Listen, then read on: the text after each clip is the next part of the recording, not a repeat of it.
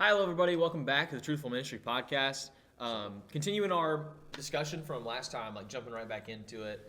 We were talking a little bit about relationships, and last episode we talked a lot about like marriage and weddings and just all kinds of stuff. We talked about Cody and like how you kind of got to know your now wife and what that looked like for you. Right. It was a little bit all over the place, but overall we just had a good conversation about like marriage and stuff. And so continuing on from just exactly what we were talking about last time, we're going to talk this time a little bit more about like singleness and dating and what that looks like. We ended last time on the discussion of like, should a Christian pursue marriage? Right. And we talked about like how being single and marriage like both kind of have like their pros and cons and stuff in the Bible. That Paul was saying like singleness is a gift, but also like marriage is a gift, that kind of thing. So just jumping into like the more singleness aspect and dating. I've got a little bit more like dating experience than Cody, which is weird to say since like you nailed it. Like you got. I want to be clear.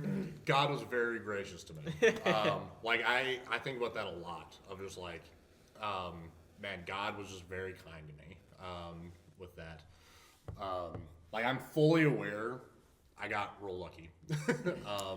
But yeah. Something you said a couple different times last episode that I really wanted to kind of dive more into this time was how you kind of said you didn't want to spend time or like effort like dating someone if you didn't see a future there. Yeah. Like if there was just no world where you could see yourself like marrying a person, you just didn't want to like waste your time on it. Like at the same time, like if you just weren't ready to get married, then maybe not like going into dating. Yeah. And I think that's something that is like a little bit lost today, lost art, especially like we've both taught youth. Yeah. Like it's so easy for middle schoolers, especially middle school girls, to just kind of date all around and not think about the future at all. Yeah. But I think it's very wise, especially when you're like high school, college, like that kind of age where like you don't fully know what your future is going to look like, to just like be really realistic with yourself and say, is this person someone that I could actually marry? And if the answer is no, then you're emotionally investing just so much of yourself into something that's not going to go anywhere. Yeah. And at the end of the day, it's like, then why are you dating? If maybe you're thinking, oh, well, I just don't care about the future right now. It's like, well, then is this... That's foolish. Yeah. Is there something that, I don't know, is it like just purely physical, you're just getting something out? Or is it the status, like you just want to be in a relationship to say you are? Like, then what's the purpose of the fact that you're dating if it's not, at the end of the day, for marriage? Yeah. I would even add to it, like, I'm a little harsher with that even than what you were saying of like, if you're going into a dating relationship and you have no expectation of marrying that person, essentially what that means is you're planning to break up with them. Yeah. And so it's like, you're planning to hurt them or you're planning to get hurt. Like either way, like you're not intending for this to go anywhere. And so like, if you don't think you're going to end up married, then what you logically then are expecting is to break up with that person. Yeah. And like, that's just like cruel to me. Of just like why would you do that? That's the same as basically just leading someone on at that point. Yeah, I think that today a lot of the culture has shifted to everything's just so quick now. Like you can fly through relationships so quick, and like you can match with someone on an app so quick that it's the art of like, I feel like back in the day there was like, we have these terms that rarely get used anymore of like courting and like, or like wooing someone, things like that. And I feel like back in the day it was like, you'd know someone and you'd pursue them for a longer time, and then eventually one day you'd make things official, and at that point you've already known this person, you've had time to think about like, well, is this someone I could marry? Like we get along well, we hang out and stuff like that. Okay, yes. Then I think I'm going to try and take this another step. Whereas today we just kind of see like, that person's good looking and I met them the other day and they're nice. They told me they were a Christian. We should just run it. Yeah. And then what that does is some people think like, oh, well, like you're already thinking about marrying this person. You're too clingy. You're too serious. That's like way too, whoa, like y'all just started dating. And it's just like, well, yeah, it can kind of seem that way if you just met the person. Then yeah, it can kind of seem clingy or something like that. But the thing is typically, like I feel like what most Christians would say is like, you're supposed to kind of like be friends first, already figuring that out and like, seeing like, hey, are we two people who like are compatible at all? Then figure out maybe like, okay, well let's see if we can go to the next step. Like I really like hanging out with this person. We've known each other for like a year or something like that. Not saying you can't like, because every situation's different. Not saying you can't just kind of like meet someone and things move really fast and God moves, God's in it, cool. But I feel like for the most part, it's usually better to kind of get to know somebody first and have that conscious thought of like, man, I really like this person. Is this just because they're attractive and they're the new person, so I'm kind of like feeling it? Or is it like, man, we're kind of compatible. I really like this, man, like, I think I want to pursue this person and see if this goes to the next step. Whereas, yeah, again, I think just the quickness of our culture kind of thinks of, oh, Cody, what do you mean? You're telling your students that like they should not be dating unless they're thinking about marriage? That's so clingy. Why are they thinking about the future? Like, they've only been dating for a week. And what do you have to say about that? Yeah, I know. I had a friend one time come to me for advice. We're on a mission trip, and like the guy, there's this guy that was also on the mission trip, and he was one of my friends, and so I was friends with both of them, and like they were kind of like being a little flirty, but there was a lot of like just people around them saying like y'all should be together. Right. So there's that too, and I remember she came to me. I really try not to push that on people. I'm not a matchmaker. Right. Like I just don't do that. I don't think it's typically very helpful. Because you put pressure on someone. But like, I remember she came to me and was like, I don't really know like if I actually want to like go out with this guy, or if I just feel like people are telling me that I should, and so like I've kind of convinced myself, and I think that those kinds of emotions are a relatable experience for most people. Like they first kind of meet someone, and it's like this whirlwind of emotions, and you're just like, I don't know what to do. My heart, is leading me this way, and it's like what I told her, and I think that this was good advice, was like take a month, pray about it every day for a month, and if by the end of a month you're still like, I really want to be with this person, it's like, I don't think God would let you like feel that way after a month if you're pursuing it, the question in prayer. It's like, and so you get that where like you're going to God with it first, but then you also have time for the like, that flash of emotion to kind of, you get to see if is it just a flash of emotion kind of thing. Like I don't think that you need to know the person for like ever. Right. You don't have to be like best friends or something before. Like Courtney and I, like I said, we only really knew each other for a couple of months, and even during that time, like I worked at the church she was at, so there was like a degree of like our relationship is not like a normal friendship. But I did like I was there for June and July, and I pretty well knew by like I got to go home for 4th of July, and I remember like I hang out with my friend Vinny at home on 4th of July, and he was like, "So did you meet a girl?" And I was like, "Bro, that's not what I'm there for." and he was like, but like he could tell. He's like, "Yeah, you found someone, didn't you?" And I was like, and I kind of committed from there. That's what I did. Was I just spent the rest of the internship like I prayed about it every night. And I was like, God, if you want it to work, like let it be, kind of thing. And y'all know the story. I got married. But that's really what I think is like, basically when you start dating someone, the people closest to you in your life shouldn't be surprised that it happened. I like that. If it's like you should, get some advice, talk to people about it. Like if you just are dating people so quickly that, you show up and like, I've got a boyfriend or I got a girlfriend and it's so-and-so. And it's like, who? Like, Yep. It's like, that's a great way to put it. That's too much. That's too fast. I'll say too, that you're talking about like almost the flash in the pan feelings thing and stuff. I completely see. I've experienced like kind of both ends. Like I've gotten into a situation where like I've kind of ended up hurting myself in a way, like not nothing too crazy, but just like I've definitely experienced that, like, oh my gosh, flash in the pan, I'm gonna go for it, and then I did, and it ultimately ends up not working out, whether it's immediate or like something does work out and then it just ends up crashing and burning. But I've also experienced on the other end of taking the time to be a little bit more wise, and I think avoiding hurting someone else. I had an experience where I'll never forget the first time I saw this person in person. They were a customer at the store that I worked at, and they would come in all the time. And I remember thinking like they were really pretty and stuff, but at the time they were in a relationship, and eventually like their relationship fizzled out, and they were like kind of flirty with me, and so I felt like there was definitely some interest on their end. Like they had made it pretty obvious. But I was texting my friends, and you were even one of the people I texted. I was thinking like, I don't really know. Like I kind of like she's pretty and stuff. Like is this just like I just don't know. Like I don't want to commit to something or anything and like it not work out. And something I always tell people is like I completely agree with everything you said for sure. Like take a month, easy. But even then, if like, because I put too much pressure on myself sometimes to think like, it can almost feel too heavy if you think, well, if this isn't the person that I marry, then I don't even want to do it. And so you almost put too much pressure on yourself of saying like, God, I'm not even going to take the chance because what if I do and it's not them, you know? And you can kind of, like, I'm an overthinker. That's where I'm at. So I always tell people, like, if you've prayed about it and everything, like, it's awesome. Like, you should be doing that. If you're still thinking about it, like, the worst, like, nothing can go wrong if you just decide to go hang out.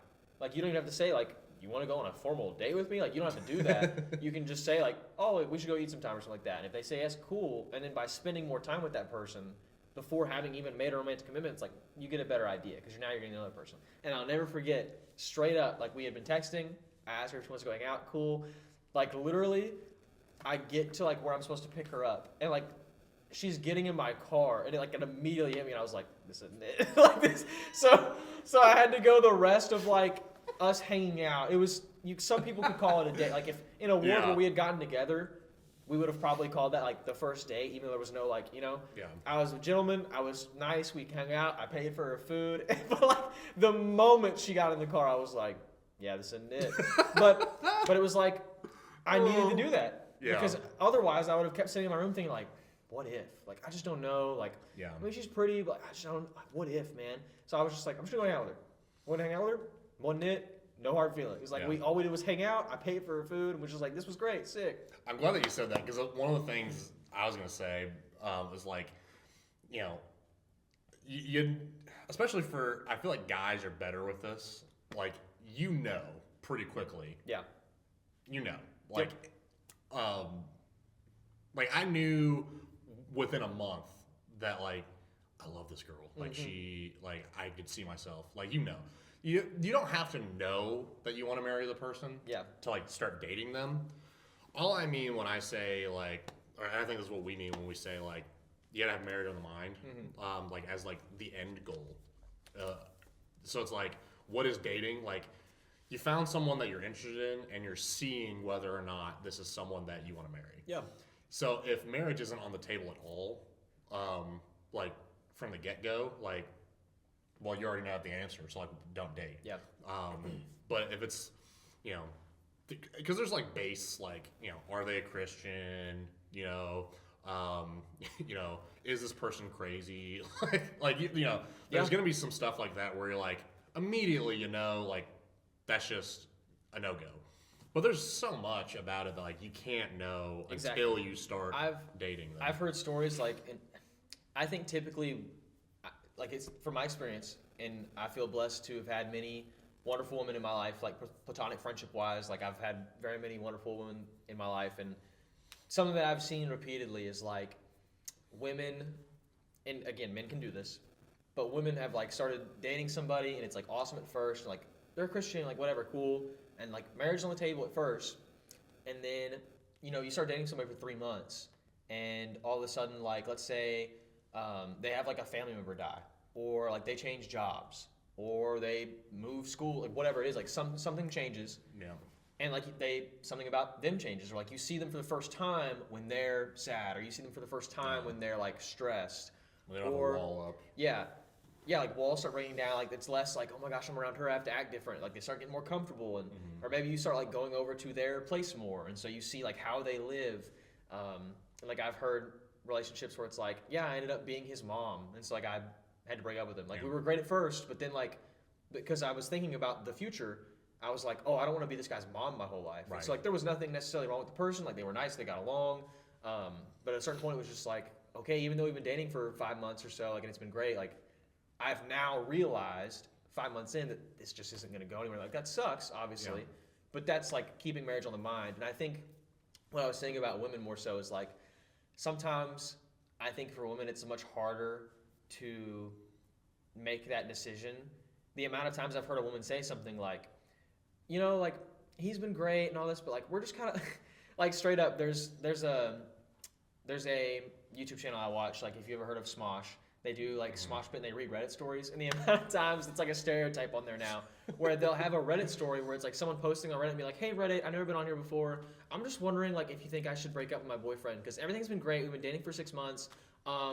But he punched my mom and like, and then he wrecked my car and he stole all the money from my bank account. But he's been really great otherwise, and so I just don't know what to do. I need some advice, and it's just like, girl, what do you mean? Like, I think a lot of times they get to that point and they're thinking like, well, I'm dating because I want to try and find marriage, and it's like I don't want to give up these last 6 months. Yeah. And it's like, yeah, it sucks. Sucking costs. But like, if the hell like, yeah. could you marry this person? Like this is happening 6 months in and it's stressful. Like, could you handle this for another 6 months? Like 2 years down the line when it's worse, like what are you gonna do? Yeah. But they're just like, oh, we've already been dating for 6 months. Just like, well, is marriage on the table? Like, what is that gonna look like? Do you want to be married like this?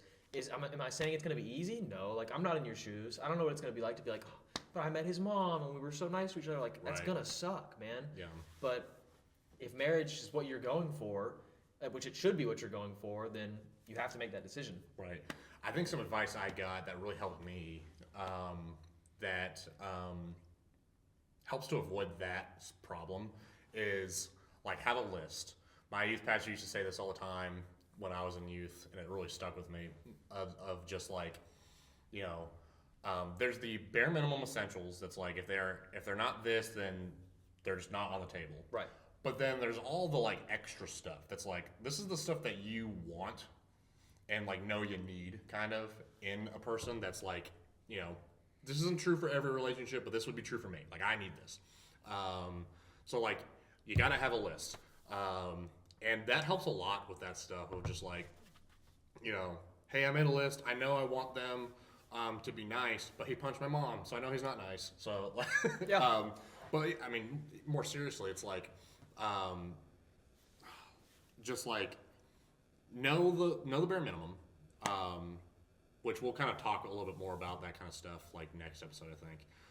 But then on top of that, like know exactly like what you want, which isn't, and that a list can like change over time, and it will change over time. And then like, you know, if God is as kind to you as he was to me, like you'll find someone that is better than the list. But like, know like they have to be these things because I know this about myself and like I know like on my list, I don't remember most of the stuff that was on my list at this point. My list is just Courtney, but not as good as she is actually in real life. But like one of the big ones that I remember thinking was like, I want to marry someone who's just really sweet. Like that's that word like very specifically I remember using was I want someone who's very sweet. Because I grew up, I think I've told you about this, like I was the only guy in my house. Like my dad wasn't around, so it was like my mom and my sisters and I was just surrounded by women growing up. And like my family's very sarcastic and like we like ribbon each other and stuff like that. And like I just knew I was like, I don't want to marry someone like that. Like I don't want to marry someone that's just gonna like, you know, beat me down and like pick on me all the time. Like, you know, I'm kind of prone to being depressive and I beat myself up a lot. I beat myself up enough in my own head. It's like I need someone who's gonna like counterbalance that in my life. I don't need someone that's gonna feed that. And so I was like, I just want someone who's really sweet. And like, you know, I say stuff like that. And then you think of Courtney and it's like, there's not a person in the world that's sweeter. And like, that was one of the things that I knew. I was like, I like this girl. Like she is just the kind of person that, you know, never like intends to say anything harsh to you. Could not hurt a fly. Yeah. And like if she does something that does hurt me, like she's so apologetic and like genuinely repentant about it. And like, you know, she's not gonna be like, well, quit being a baby, be a man. Yeah. That'd be wild. And it's like, and there's some people that like, you know, like that's what I wanted and that's what I needed and that's what I got and then some, which is I praise God for all the time. There's some people that like that would drive them nuts. It's like I need someone who's like I want someone that's gonna like wrestle with me. Yeah. Like and some people want that and need that, and that's great too. Like, there's relationships that I'll look at. Like, I've got friends who are married, and I'll look at their relationship and be like, man, I would hate to be married to that person. But it's like, I know, like, but I love them both. Yeah. And, like, they're great people. And I'm like, I'm glad that they're married because that works for them. That would suck. Yep. If I was there. I think a big part of that, like you were talking about, I can't remember if you said this last episode now or this episode, just like coming to the conclusion, like you came to the conclusion where you were just like, God, I'm content with being single if that's what you have for me. Yeah. I think that's a big part. Like when you make your list, it can be easy. Like I don't know if you've ever done this with your youth guys or like girls or anything, but like sometimes it's funny to have like your youth guys like make a list. Like, all right, if you were to have a wife, like, because the stuff they put on there, it's easy to just on the top of your head be like, oh, dude, she's gotta be hot. She's gotta play video games and be good at video games. She's gotta like, I don't know, like all the same movies as me, and like she's gotta have just like be funny on TikTok. Like I don't know, you can just come up with these like quick things. But I think there's something to, you know, if you're seriously thinking like, all right, God, like I feel like I want to try and find a wife or like a husband or whatever, coming to the point where you're like, okay, I'm gonna be realistic about who I am in order to feel like I'm confident in knowing what I want. Because to a degree, it's like if you don't know what you believe, like if you haven't really squared away what you think about church and God, or even what you think about like yourself, or what like you want your home life to look like one day. Yeah. If you haven't figured out yourself, like if you haven't figured out, I admire that you said you wanted to go and like live on your own for a year to prove to not only to them but like to yourself in a way, like I can live on my own. I'm gonna do this. Like I'm gonna figure that out. Yeah. The more you kind of figure yourself out, like obviously no one's gonna be perfect, and I think sometimes people overstretch this point I'm trying to make by saying like you need to like be in a perfect place before you meet your spouse person, because like you're never gonna be perfect.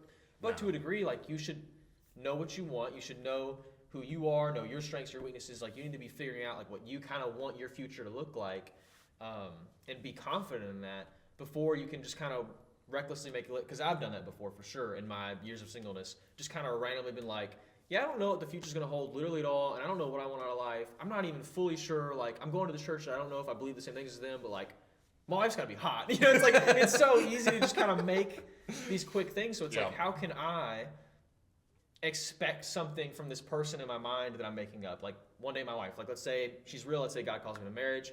How can I expect from her all these wonderful things if like I haven't figured out myself or like what's gonna make me a good husband, I guess. The way that I put that a lot is just like, you know, imagine the kind of woman you want to marry, and now look at yourself. Are you the kind of man that woman would want to marry? You genuinely one time told me that, and it like that hit me. I was like, that's a good way to think about it, for real. Yeah, because like I know like that was a big part of what I did when Courtney and I started dating. When I started being like, I want to marry her, like I had that moment of like, but I'm not the kind of guy yet. Like, and I'm like, oh crap. I was like, I gotta fix that, and it made me grow up. So, like, I think that's important. Like, keep your bars high, keep your bar set high, for them and for yourself. And like, you know, if they're the right person, they don't necessarily have to be at the bar. Like, I wasn't at the bar yet when Courtney and I started dating, but I wasn't at, you know, rock bottom, for one, and two, like, I try to make it really clear to her and her parents and to myself, like, to show them, like, I'm not there, but I'm willing to do what it takes to get there. Yeah. And I'm not going to, like, you know, I'm not going to try to, like, lock you in before I'm there. Because it's like, that's not fair. Like, don't marry someone expecting them to, like, grow up after you get married. Like, that's dumb. They're not gonna. Like, they already are married. They don't have anything to prove at that point, really. So, like, if they're not changed by then, they're not gonna change, sort of thing. But, like, in all reality, like, know what does a mature woman look like? What kind of man does a mature woman want to marry? I'm gonna try to be that guy. And I find even too, like, if you're someone that, like, you know, you're single but you don't want to be single, like, that is some of the best advice I can give for, like, how do you find someone worth marrying? Is, like, focus on being as eligible a bachelor as you can be, I guess. Like, make yourself a hot commodity. work on yourself. But like in all reality, like consider genuinely like what kind of woman do I want to marry if you're a guy, or if you're a girl the other way around. Like I know like for me it's like I want a woman who's godly, who loves the Lord, just passionate about like this is where I was when I was dating, or before I was dating. I was like I want someone who's just passionate about God, and at minimum like she needs to love Jesus more than she loves me. And so it's like, well, that needs to be true about me too. Like I need to love Jesus more than I love her, and that kind of stuff. Like I want to be the kind of guy that can lead her, in her like spiritually. And it's like, am I that? Like, do I know the Bible at all? Like, if I don't know the Bible at all, how can I claim to be able to lead her spiritually? That kind of stuff. It's like I need to get into the Word, and like I want to be with the kind of woman that's going to strengthen my faith. Am I the kind of guy that's going to strengthen her faith, or am I going to be a stumbling block for her if we get together? Like that kind of stuff. Like, just like spitting. Yeah. Eventually, spitting heat. Like if you're serious about it, like you're seriously like I want to have a healthy, good marriage that's going to honor the Lord. Like you're part of that. Like it's not all on the other person. Like you've got to get yourself there too. And that's one of the we didn't really get to talk about this with the marriage thing, but like I think marriage is one of the most sanctifying things that like one of the most sanctifying relationships you can have. It's one of the big blessings of marriage is like it forces you to grow up. It forces you to acknowledge your sinfulness and like deal with it. Because I knew as I was approaching getting married to her, I was like, all of my sin, like all that baggage, she has to carry, and vice versa. Like when you get married, you're carrying each other's baggage, and like I want to take as much of the load off of her as I can, and like so I need to start working on my sin. And once you get married, like your blind spots get exposed, and so like it's very sanctifying. So that's one of the blessings of marriage. I think that kind of segues a little bit into a question that I was curious about asking you with this topic. As someone who has, like my entire adult life, basically, I've been married, or I was dating the person I was married to, and so I have a very skewed perspective from that. As someone that's not their experience, like what can you say about being single, and also like when you think back about like relationships that you've had that didn't end up working out, like how can you look at singleness and those relationships and the experience of dating? Like what are the blessings that have come from that is unique to your experience that I don't have? Well, I think dating in general, like even though the relationships I've been in haven't worked out, like I always walk away feeling like I've learned something. That's actually a great point that you bring up. Like this is silly, but this is a very minuscule example I'm about to give of like a broader truth, I guess. When I was dating this girl in high school, we were over at her grandparents' apartment, and I made a glass of milk, drank the milk, and I just like went to set it back in the sink. Red flag. And she kind of looked at me and was like, "What are you doing?" And I was like, "What do you mean? What am I doing?" And she was like, "Well, like it was a glass of milk," and it's like, I don't know if you know what I'm talking about. Like when you finish drinking milk, it's like there's still always gonna be something that sits there. So it's like you gotta kind of rinse it out. And I was just like, oh. And so like I rinsed it out there, and in my mind I'm just like, this is like one thing that because I still to this day like drink a glass of milk here and there. It's like I take that with me. Like I always remember to rinse out my glass, and it's straight up because she taught me that. And so there's all sorts of small examples where it's just like the temporary times that I've been partnered with someone. It's like I really am like partnering with another human being, even though it's not marriage. Like all of a sudden I'm learning things that they know, and like I'm seeing how they did life, and it's different than how I did it. It's almost the same. It's similar to like when you have like a best friend or something. You learn so much. Like you taught me how to fold a burrito. I'd be folding burritos. This guy Cody knows how to fold burritos. But little things like that. It's always been fun. That's what I'm known for. And I do feel like usually, if I'm honest with myself, and normally in the moment I'm not always super honest with myself, like after a breakup or something.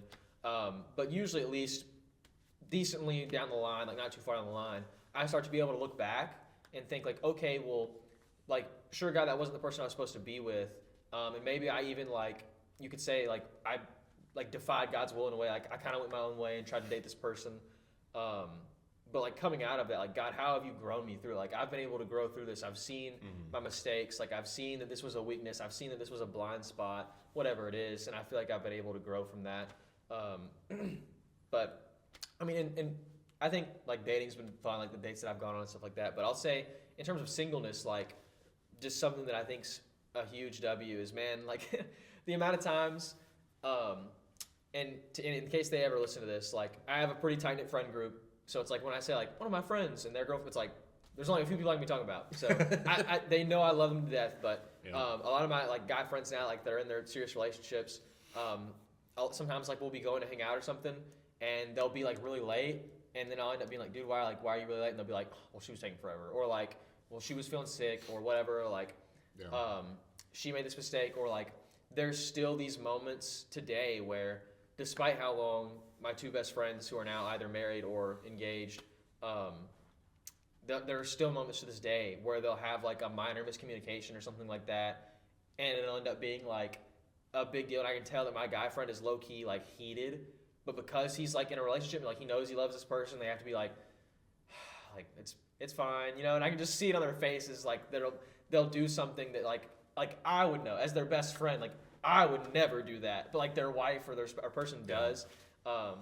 And so it feels very like what's the word?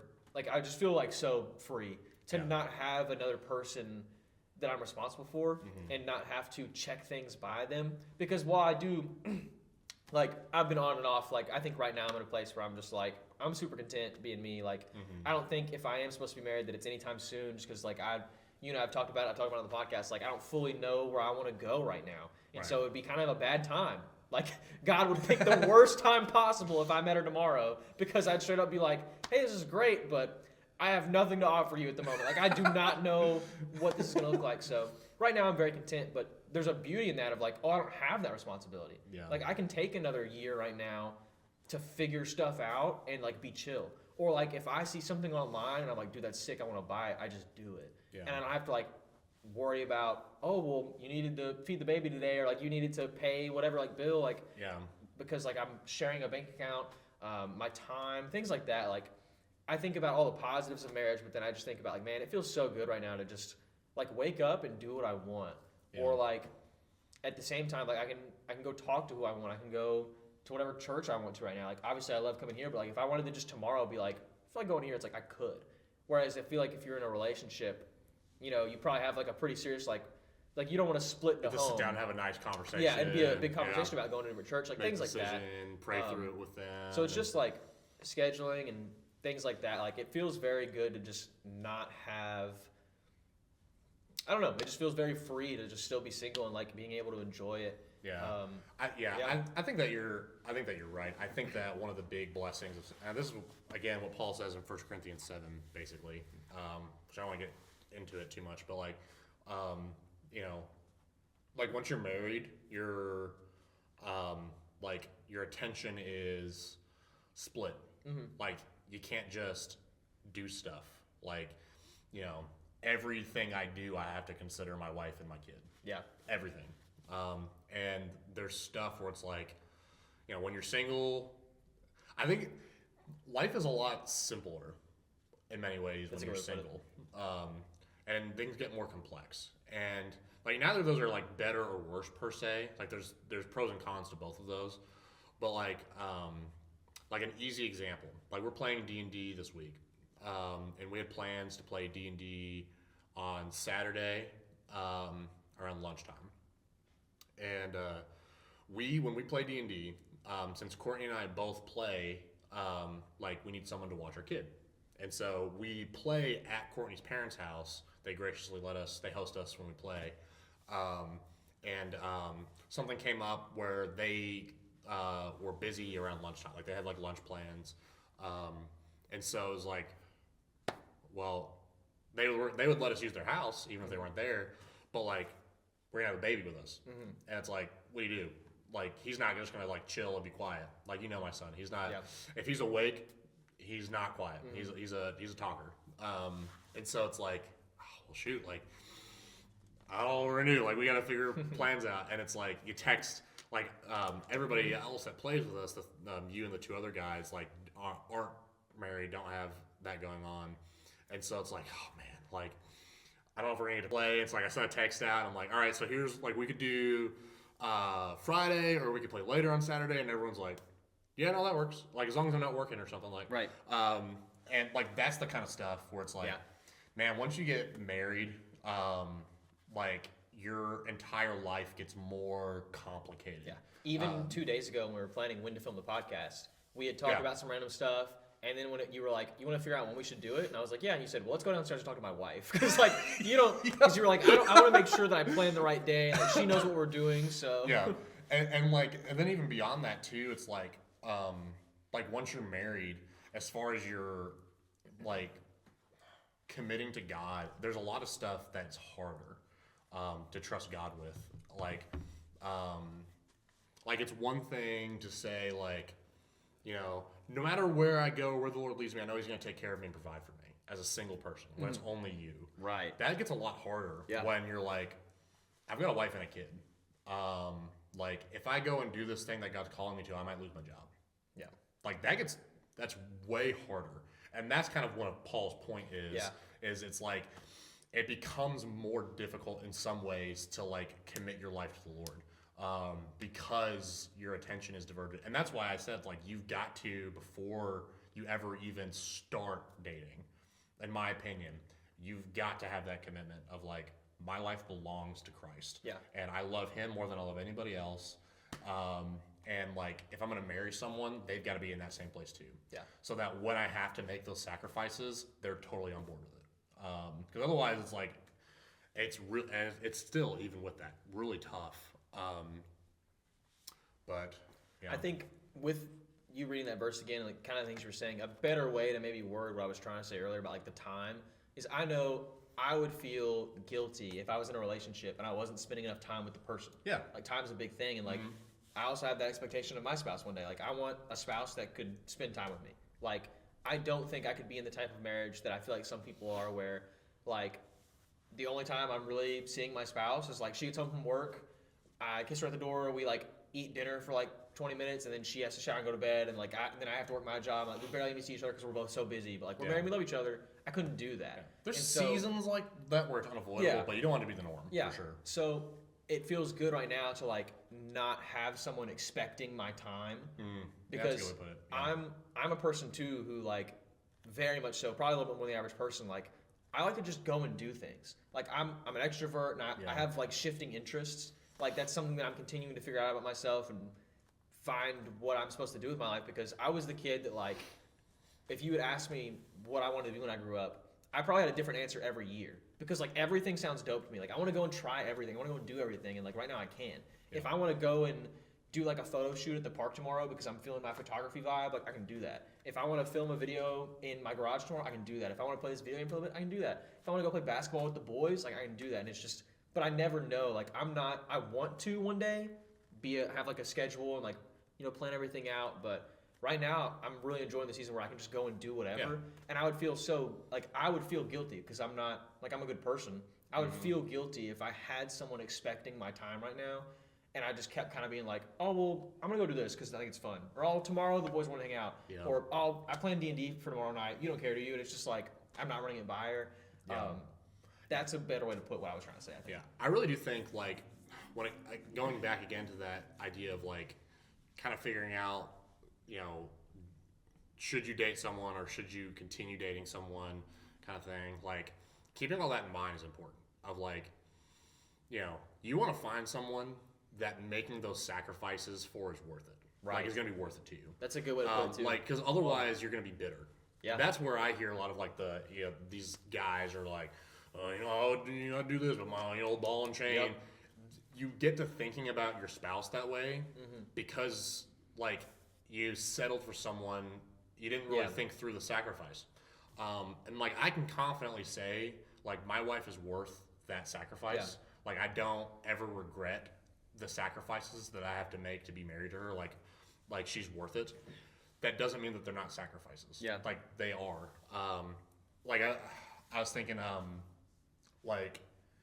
I answered my call to ministry. This is a bit of a side note. Come follow with me. I answered my call to ministry when I was the summer of my, going into my junior year of high school. It's relatively young. I knew pretty quickly, I want to go to this seminary. I go to Southern Baptist Theological Seminary. And that's where I wanted to go. My youth pastor went there. Guys I knew that I respected, that's where they went. It's near to me. It's a respected seminary. I wanted to go there.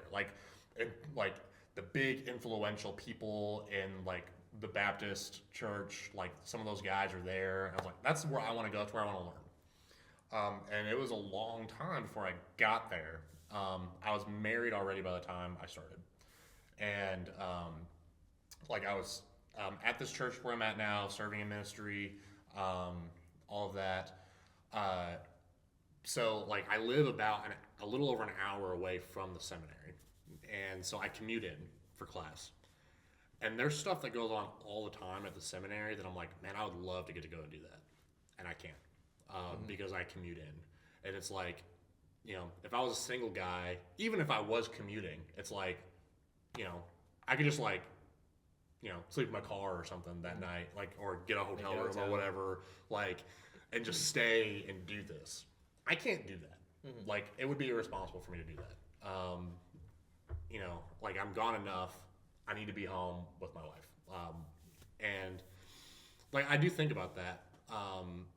There's things where it's there's experiences here that I don't get to have because I'm married. And there's moments where it's I have to recognize that is a sacrifice. And sacrifices are never fun. Even if someone is worth sacrificing for, acknowledging that it is a sacrifice is important. Mm-hmm. Of just don't pretend it doesn't kind of suck. Even with your relationship with God, you will sacrifice for God. And when you sacrifice, God is worth the sacrifice, and so you don't regret making it. That doesn't mean it doesn't suck, mm-hmm. right?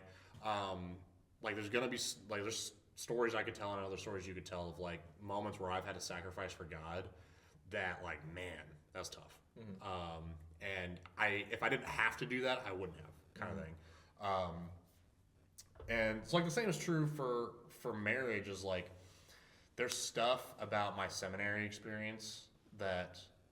And that's just a small example where I'm man, I kind of I'd be able to get more out of this if I wasn't married in some ways. There's other ways where it's better because I'm married. Taking my Hebrew class. My wife, helps study with me and keep me accountable with my Hebrew, vocab stuff. Mm-hmm. She helped me a lot with that. Or my wife edits all of my papers that I write. I just have a built-in editor in my house. That's hype. Super nice. There's pros to being married and being in seminary for sure. But there's cons as well. And acknowledging that if you're someone that's listening to this and you're single and you're struggling with that, just acknowledge there are blessings in it. There's lots of blessings in it. And you can go wherever, you will always have to go where the Lord is leading you. God will call you to more things in a flexible way, mm-hmm. When you're single. Yeah. God's not, I don't think God's just going to call me to, drop everything and go to China tomorrow because I'm married. Yeah. He theoretically can do that to you. You could, an angel in the night comes to you and is Johnny, drop everything, you're going to Tanzania. Exactly. I think that'd be sick. Yeah. But I'd feel so guilty if God called me to do that and then I had to look over at my wife and be ooh, sorry, God just called me somewhere. Odds are that's not, I would even say that's literally not going to happen to me. Yeah. Because it's it would in the very least be within the next year you're going to go and do this. Mm-hmm. Prepare your wife and family. Yes. But when you're single, that, and that again, that's Paul's point. He's I'm happy to be single because I can go around and plant churches all over the place and I have no obligations. I can just focus on serving God and it's so much easier. And it's the only reason to get married is if you have to, because it's harder to serve God. And also if you get married to someone that God didn't lead to you, that's really going to hinder your ability to serve exactly. God. So I think like being single too, like you're talking about, like someone struggling with it. Like I take so much joy in the fact that like if God does call me to marriage one day, it's like I'm very happy I have this time to figure it out right now. Yeah. Because again, I just keep thinking about like, dude, if I was married right now, like I don't think I'd be the best husband I could be. Right. Like it would be tough. And I think about like some of the relationships that I was in, like around college and high school and stuff. Like if those had eventually gone the distance and I got married, like I don't know where I'd be because I've been single and been able to do these other things and I had someone tied to me. Like I've had all of these other amazing opportunities. Like when I was a junior in college, for instance, like, and I was just so busy. I started the first FCA at our school and I was playing soccer and I had a church job and all this stuff. It was like, I wouldn't have had time for anyone else. Like that was a period where I'm glad I was single. So just stuff like that. But again, like I'm glad that I have this time to figure things out before I go on. So we're at 45, but because it's on the topic of dating, I have one other random thing that I wanted to talk about. Like, we've had this talk before about just again wrapping up the idea of like kind of making sure. I guess it's just put it like this, and this is a good segue probably even for next episode. This is kind of perfect. Like, marriage isn't going to magically fix all your issues. Yeah. Like you and I have had a talk about like I'll just say like me personally, like I almost had this expectation in a way of like in college, where like, dude, well once I get married, then everything's gonna be better. Yeah. Like it's so easy to just think like, like life kind of stinks right now. Like I haven't really figured out this part about myself, or like, yeah, I'm kind of a slob here. Like, yeah, I haven't done this, but like, well, if I could just get married, like then I'll figure it all out. Or like once I get married, then it'll just fix itself. Because then I'm not gonna have to worry about anything. Like once I get married, like then it'll fix itself. And I think something, I've had to realize like everybody I know who's now married has had that same like discussion with me where like that's not how it goes. Because you're still this person. Like you don't get married and like magically wake up the next day and everything's fixed. Like whether it's like just like your struggles with your sins, like your baggage, things like that. Like whether it's lust, like if you can't help but look at every woman and just be like super lustful. You don't get married and then magically wake up the next day and your lust is gone. If you're like a wrathful person, if you have like anger issues, you get mad at everybody for saying every little thing. You don't get married one day and the ring's on. It's like, oh, now you're just the sweetest, nicest person. Like you're still happy gonna be, all the time. Yeah, you're still gonna struggle with wrath, like whatever that is. Like so even if it's something like, and it doesn't have to be like a literal sin, but it could be like your health, or like you're not great at figuring out how to like go to the doctor on your own without your mom because you don't know how finances and insurance work, like stuff like that. Like you don't get married and then magically it all fixes. And if you're expecting that, then either A, like it's just not going to go up here, or B, you're going to be putting that expectation on your partner. And that's something that only you can fix. And one example I gave of that earlier is like when I said I've heard of girls saying like, oh, I kind of became his mom.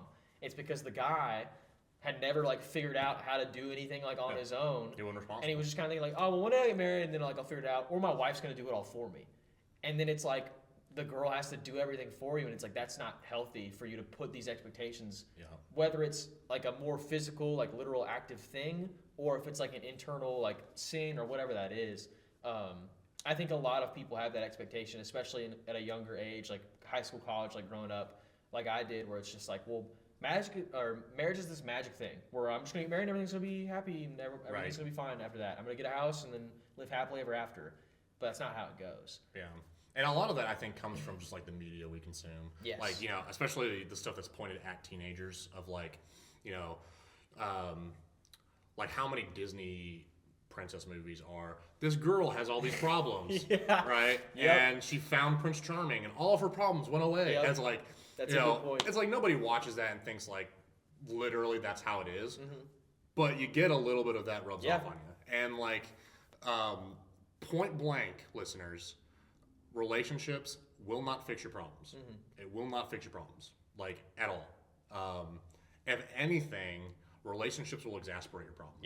Like it exposes them. Put a spotlight on it. And like it will force you to deal with it, or you won't deal with it and it's going to get worse. And it's going to like have bigger repercussions. So it's like, if it has any interaction with your problems, is that it makes them more urgent. So like, have no expectation of them fixing your problems. And also like, you said something that resonated with me of like, you're kind of expecting them to fix your problems. You're putting that pressure on them, which isn't fair. I mean, I've talked about that idea before of like, a lot of people approach relationships in an idolatrous way of like, this person is my God, basically. Like, my whole life is for them. Like, my happiness is dependent on them, my joy, my peace. They have to supply that. They are, like, if you go to a relationship expecting that person to make your life better, that's your expectation from the relationship, they're going to fail. There's going to be things about it that does make your life better. They're going to have moments where they are making your life worse. And if your expectation on them is, this person needs to do all the things for me that God is supposed to be doing for me, and doing in my life. And this person is supposed to be all the things that God is supposed to be.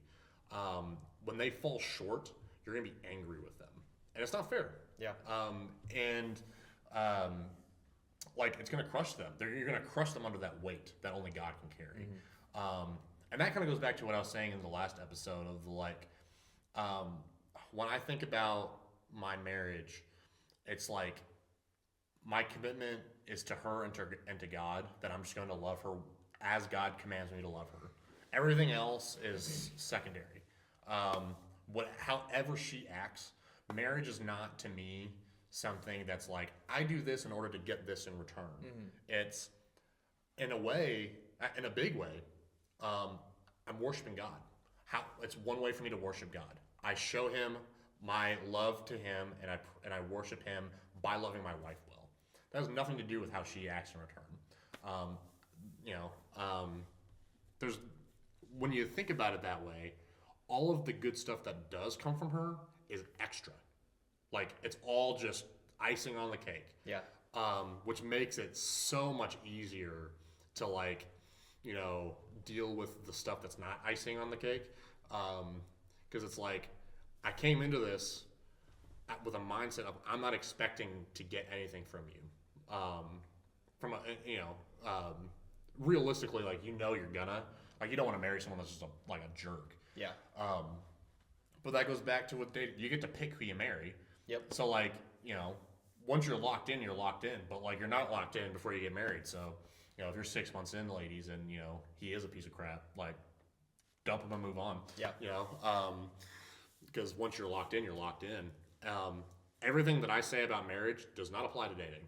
Like, if you're dating someone and you're like, man, that they really make my life really difficult. You've made no promises. Yeah. You've made no commitments. Get out. You can drop it. And you should drop it. Yep. Right? Or at least have the conversation of like, listen. Yeah. You do this, that doesn't jive with me. Like, if you keep doing this, we're done. Courtney had that conversation with me one time when we were dating. Like, she had, like, early on, like, you're doing this, you need to fix this. If you don't fix this, we're not staying together. Yeah. And that's what I meant when I said, like, set the bar high, the right person will rise to it. Yeah. It's like, the right person will hear that and actually change. Yeah. The right person for you. If they don't want to change that, they have no obligations to you either. They're not obligated to change for you. You're not married or anything. So, like, just be like, all right, well, I hope you find someone that works for. It ain't me. Yeah. So, like, move on. But once you're married, like, that's what you're seeing with dating. Is this someone that I'm willing to do that for?